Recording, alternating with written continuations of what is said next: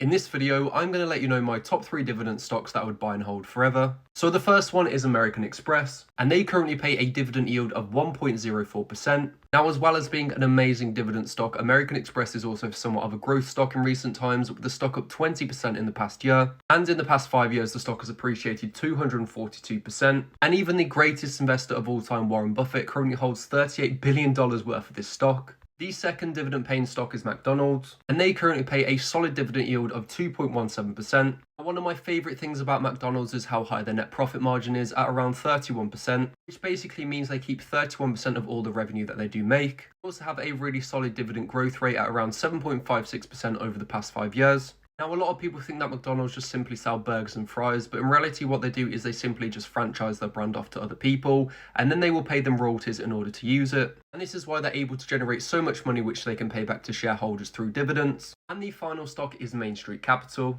Now, this is probably a stock you've never even heard of, but it's actually one of the best monthly dividend paying stocks. As well as being a monthly dividend payer, it has a dividend yield of 7.79% per year, which is probably one of the highest dividend yields that you will see that has actually paid out on a consistent basis historically. So as I've already mentioned, Main Street Capital pay their monthly dividend, whereas most companies pay them every single quarter. Now, their dividend growth rate is a bit slower than what I would like to see at around 3.86%, but this is simply because they have such a high dividend yield already. So when you're paying your shareholders around 7.79%, there isn't too much room for growth. Main Street Capital basically offers debt to small and mid-cap sized businesses, and companies will pay interest on that money and pay it back to Main. As well as this, Main also invests into small and mid-cap companies in order to own equity within them. And then all these small companies that Main own or have equity in will pay money to Main, and then Main will redistribute that to shareholders through a dividend. If you enjoyed this video and want to see more videos like this, make sure to follow my page and double tap the screen.